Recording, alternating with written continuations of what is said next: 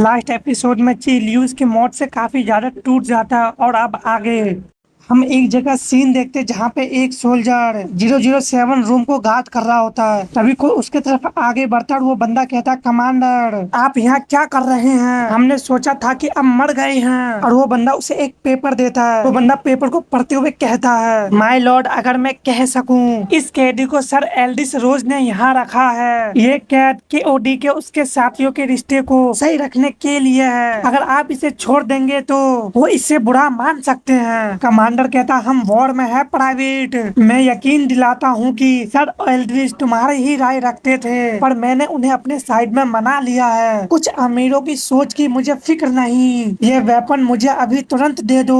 वो बंदा कहता, जैसा आप कहें सर। और वो डोर को खोलते हुए कहता, कैदी। हम देखते ये कोई नहीं इंस्पेक्टर आइन होता है। और वो बंदा कहता है, सर खड़े हो जाए, आपको बुलाया गया है। इंस्पेक्टर आइन कहते हैं, लगता है समय हम सब के लिए अच्छा नहीं रहा। जैसा मैंने सुना है, बाहर जो नुकसान हुआ है उसका एक ही इलाज है, साफ कर देना। ऐसा लग रहा है वो नुकसान तुम्हारे पास भी आया है। हम देखते ये और कोई नहीं जूनी होती है जो कहती है, नहीं मास्टर हॉफ, मैं बस मौत का दूत हूँ। मेरा बस एक ही चाह है, सब कुछ मरता हुआ देखे।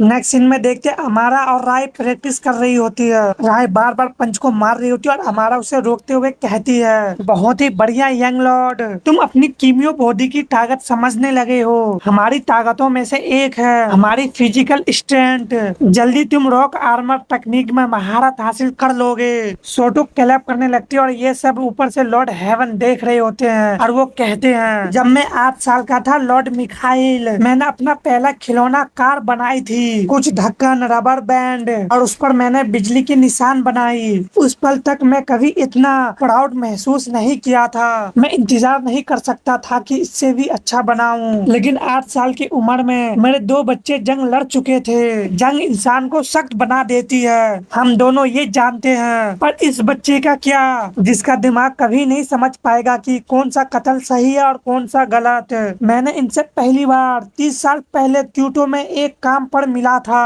कहा जाता था कि वो बहुत खतरनाक क्रिमिनल है, एक छोड़े हुए शैडो में रहते थे। मैंने पास पहुंचते ही बंदूक निकाली, पर सामने 2 बच्चे खड़े थे। वो सालों से लोगों से खाना चुरा रहे थे। अपने पुरानी कैदियों से भागने के बाद, जिन्होंने अपनी पावर खोजी और अपने दम पर जीने की कोशिश की, पर उनका दिमाग अभी 8 साल के बच्चे जैसा था। जब उन्होंने मुझे देखा, राय अपनी बहन की बहाव में कूद गया। वो खुद को मांस काट बना लिया। उसके चलाया गया शॉट मेरे कंधे के आर पार हो गया। लड़की इतनी डरी थी कि ट्रिगर भी नहीं दबा सकी। उसने बस उसकी एनर्जी को गोला बारूद बना लिया था। वो दोनों पिछले 30 साल से मेरे साथ है। मुझे लगता है कि सिर्फ मैं ही उन्हें सेफ रख सकता हूँ। कभी कभी सोचता हूँ, क्या वो हमेशा इस कमजोर उम्र में जीने के लिए शापित है? लॉर्ड मिखाइल कहते हैं, शापित? हाँ, मैंने अपनी जिंदगी का ज्यादातर हिस्सा बिना नजर के बिताया है लॉर्ड हेवन। मुझे अपनी माँ का चेहरा भी याद नहीं, जिसे लोग कर्स कहते थे। उसने मुझे इस दुनिया की असली बुराई देखने से बचा रखा है। और वो सब जो भी मेरे साथ करने में समक्ष थे, इतना सब झेलने के बाद भी उनके दिमाग साफ है। हमारा झगड़े का बोझ कभी तुम्हारे बच्चों पे नहीं होना चाहिए, और तुम्हें पाकर वो काफी लकी है माय लॉर्ड। लॉर्ड हेवन कहते, अच्छी बात कही। बताओ भाई, अब हमें क्या करना चाहिए? हमारे फाइट का एक नाम है, और वो खुद को थेनाथोस कहता है। मिखाइल कहता, हम इंतजार करेंगे। हम आइलैंड पर नजर रखेंगे।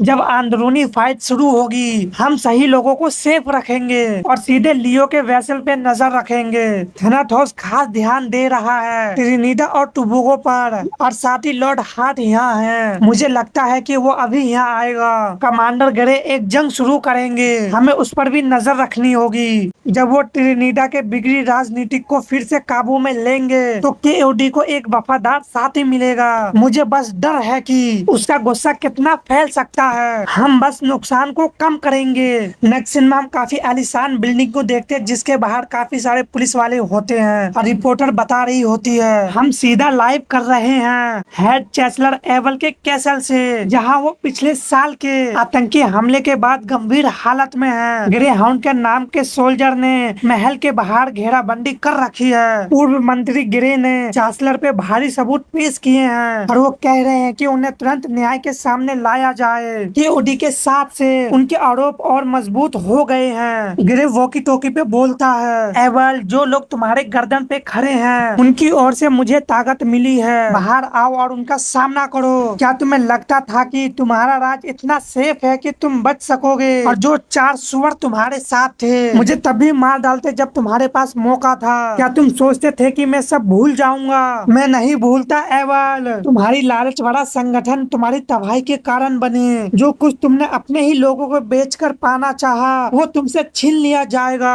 तुमने मेरे पीछे बरियन लाला स्टेडियम पर धमाका करवाया, भले ही तुम्हारी गंदी बात ने एक्सेप्ट की हो। क्या तुम इन बातों से इनकार करते हो? तुमने उन लोगों को जान को बेच दिया जिनको बचाने का तुमने वादा किया था। किस लिए? किस लिए एवल? तुम सब लोग सोचते थे कि तुम दोषी नहीं हो क्योंकि उसने किया था। तुम सबका हाथ भी उतना ही है। उनकी मौत तुम्हारी जिम्मेदारी है और मैं बदला लूंगा, आंख के बदले आंख। तभी उस कैसल से कोई बाहर आता है। हम देखते ये अमारे होता है जो अपने ऊपर की ओर ही देखते हुए अपने मन में कहता है, गिरे बेवकूफ, चांसलर पर खुलकर आरोप लगाना मतलब है कि उसके साथियों से खुला युद्ध करना है। और तुम जानते हो उनके साथ कौन है। अगर उसने तुम्हारे नाटक को जरा भी लिया तो यहीं और अभी दुनिया का हालात बदल सकती है। तुमने हिम्मत बहुत बढ़ा ली है। जब गॉड टियर तुम्हारे साथ है तुम ऐसा खेल खेल रहे हो जिसके लिए तुम तैयार नहीं। मिनिस्टर ग्रे कहता है, एवल तुम्हारी पहली और आखिरी चेतावनी थी। अब तुम्हारा समर्पण का मौका खत्म हो चुका है। अगली बार जब तुम्हें मेरी आवाज सुनाई देगी तो वो तुम्हारी सजा के समय होगा। तभी वहाँ पे एंटी गॉड टियर रोबोट आता है। हमारे कहता अब ये शुरू होता है और हम देखते हैं वहाँ पे जोकर गलबी होती है। रोबोट कहता हाय। रेड हेवन काफी हैरानी से कहता एक गाकी। रोबोट कहता यो ग्रे हाउंड काफी समय हो गया।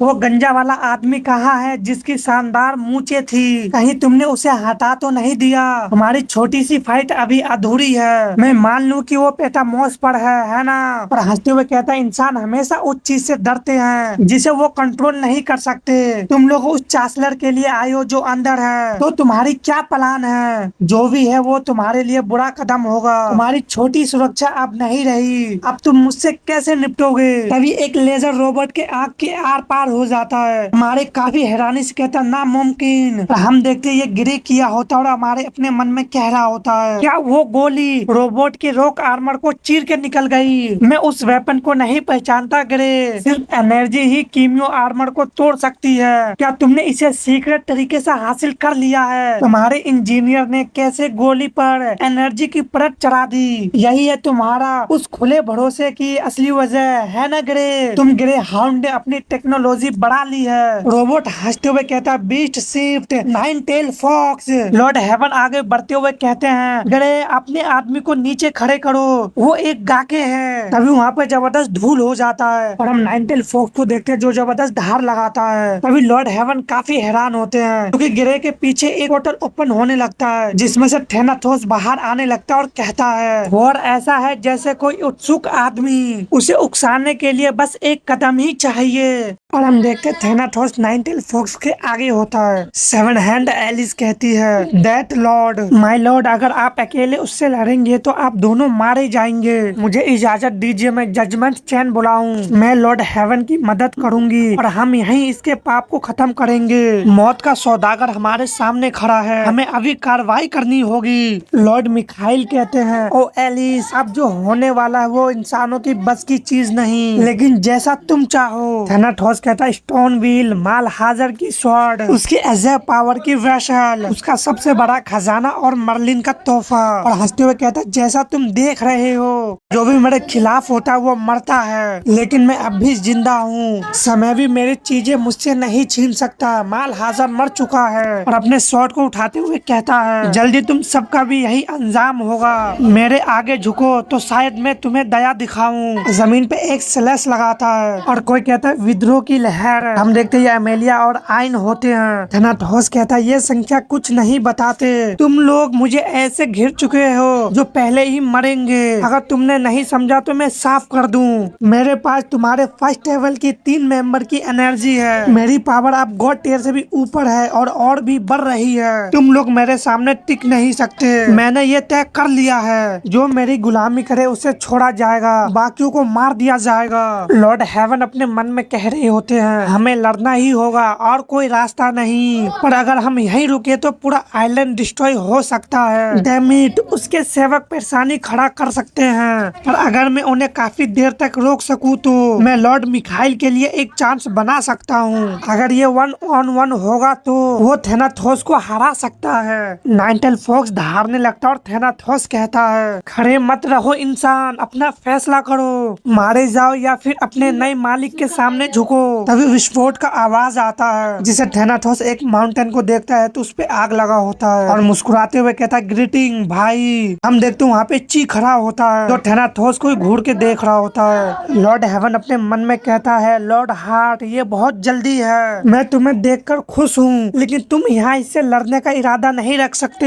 हमें एक ऐसी योजना बनानी चाहिए जिसमें कम से कम लोग मारे या घायल हो। अब केवल हैंड टू हैंड भिड़ने का मतलब बस पूरे विनाश का सिवा कुछ नहीं। लॉर्ड मिखाइल कहते, फिर उसने देखा कि उसका दुख किस वजह से, और हम देखते ची के दूसरे आंखों से लावा का आंसू बह रहा होता है। तभी ची सन बनाने लगता है जो काफी बड़ा होता है, जिससे रात में भी दिन तक हो जाता है। लॉर्ड हेवन अपने आप को हीट से बचाते हुए कहते हैं, नहीं लॉर्ड हार्ट, अपना हाथ रोको, तुम्हारे और तुम्हारे बदले के बीच बहुत सारे निर्दोष लोग हैं, ऐसा मत करो, तुम सबको और सब कुछ बर्बाद कर दोगे लॉर्ड हार्ट। थेनाथोस भी कहता, तुम ऐसी हिम्मत नहीं करोगे लड़के।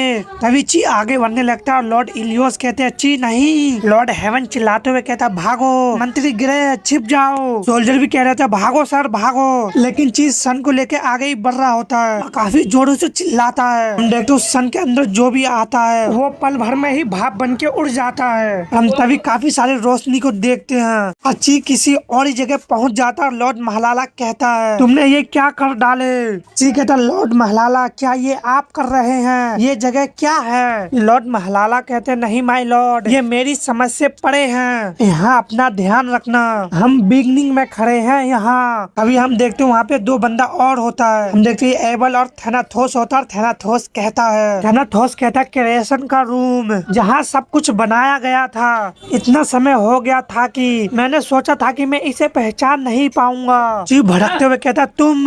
थेनाथोस कहता है, तो उसने हमें यहाँ सिर्फ तुम्हारे लिए लाया है ना एक इंसान। मुझे तुम्हारा और मेरे लिए नफरत करना अच्छा लगता है, तुम्हारे लिए बस झुकना ही बचा था, लेकिन मैंने नहीं सोचा था कि तुम इतना आगे बढ़ोगे। तुमने सबको मार डाला लॉर्ड हार्ट, और अब वही तुम्हारा काम को मिटा रहा है। यही वो समय है जब उसने दखल देने का चुना। लॉर्ड महलाला कहते हैं, अपनी जबान पे काबू रखो थेनाथोस। अभी हम देखते हैं वहाँ पे एक और पोर्टल खुलता है जिसमें से कोई बाहर आने लगता है। लॉर्ड महलाला कहते हैं, तुम्हें ये याद दिलाने की जरूरत नहीं है कि तुम ऑडियंस के बीच खड़े हो, आपका क्रिएटर। और हम एक बंदे को देखते हैं जिसके साथ 2 और लोग होता है। महलाला उसके सामने अपना घुटना टेक देता और ची कहता है, महलाला क्या वो। लॉर्ड महलाला कहता है, हाँ, टैलेंट के फादर, द लिविंग गॉड, हमें इस यूनिवर्स का गॉड भी देखने को मिल गया है। लॉर्ड महलाला कहते हैं, लॉर्ड हार्ट, वही मुझे आपके पास लाया है। इस जगह पे आप जो भी बोलते हैं उसमें सावधानी बरते।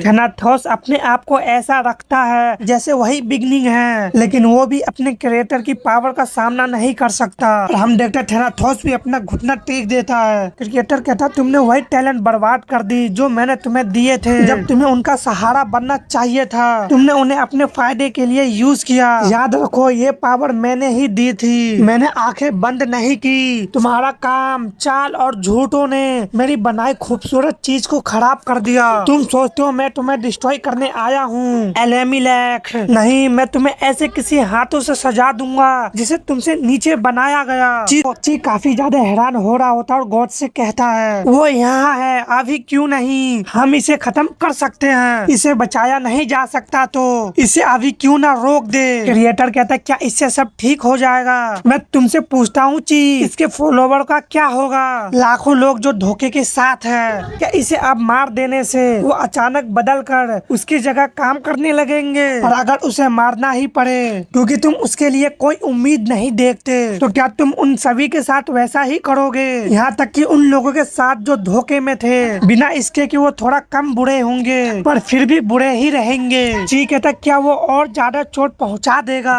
गॉड कहता वो कोशिश करेगा, मैंने पहले से कई लोगों को वो ताकत दी है जो उसे रोकने के लिए चाहिए, और वो तुम्हारी तरह परवाह नहीं करते।